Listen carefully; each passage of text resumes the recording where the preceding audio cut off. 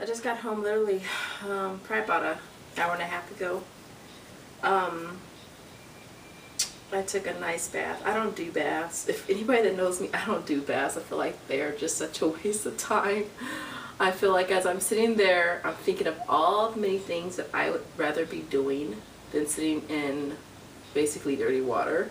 But today I said, you know what, when I get home, I'm definitely going to take a bath, take me a nice bath, put some lavender salt in there, and keep it moving. Actually, I think I used jasmine.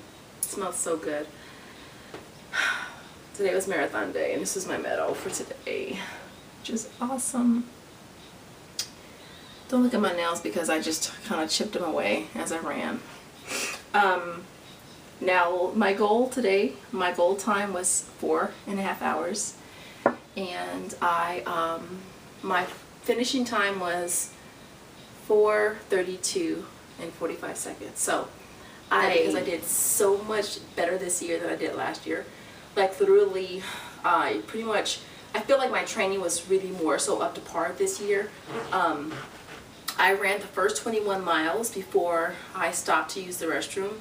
I stretched just a little bit, not too much. I really didn't stretch too much today. And that's because I wasn't really having problems with my muscles, and so if it's not broken, don't try to fix it, right? So I didn't actually stop to stretch until, I want to say honestly, the last 3 miles were by far the toughest for me. My inner thighs, abductors, were tensing up, tightening up very, very bad. My quads were bad. My hamstrings were bad too. My calves were fine, shins were fine,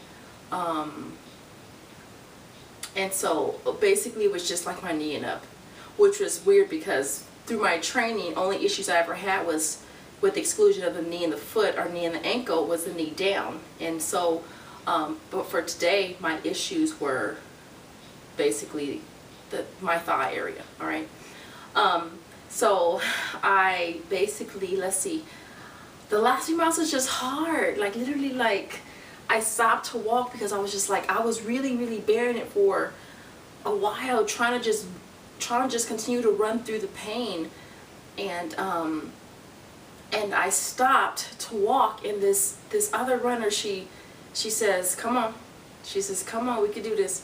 She says, you're too close to stop. And I was like, yeah, no, but it fucking hurts. She was like, come on, you gotta keep going. She says, you got people waiting for you at the finish line, right? And I said, yeah. She says, and they know what time to expect you, right? And I said, yeah. She said, well, we can't be late, okay? We can't make them wait.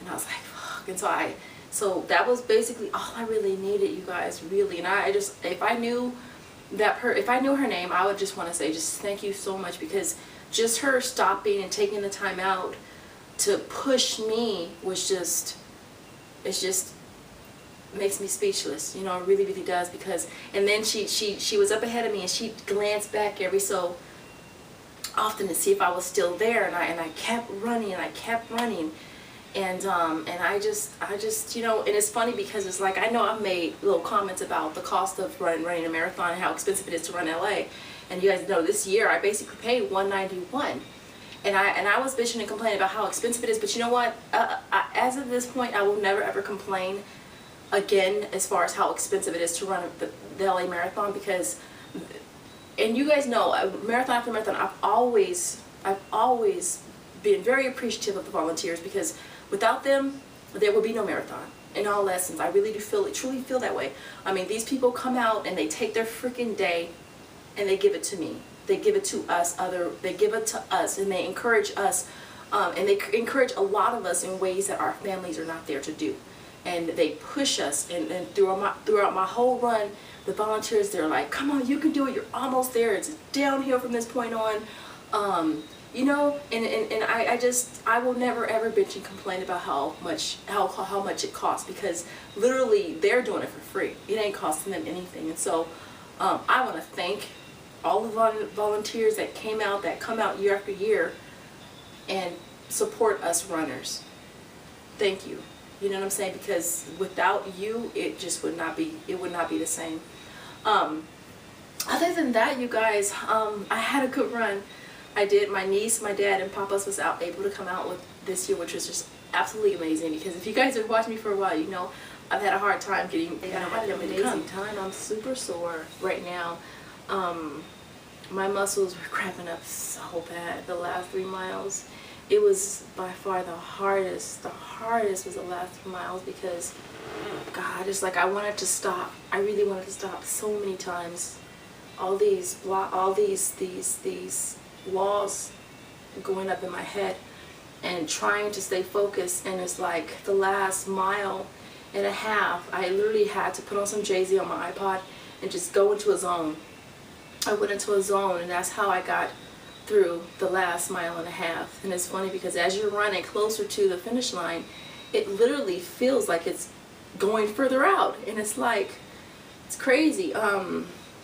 And so yeah, but I'm pretty excited. I was pretty excited to hit that finish line, and I'm excited that my marathon is done. I don't have to talk about it anymore. I don't have to worry about training for it anymore. Marathons are hard, you guys. They are absolutely treacherous to your body. I mean, just the time it takes to train for a marathon, I put in over 300 hours, almost 300 miles, I'm sorry, of train time before I actually did today. And so a lot of time goes into it, and then it falls on this 5 to 6 hour, you know, chunk of time, you know, that you have to do it. So, but yeah, I'm excited. I'm gonna patch up. I'm gonna put some Law and Order on, or something like that, and I'm gonna frickin' chill. All right, so I'll leave it there. I hope that you guys are having a beautiful, beautiful day, and I will see you all at different day, different time, same channel. Later, guys.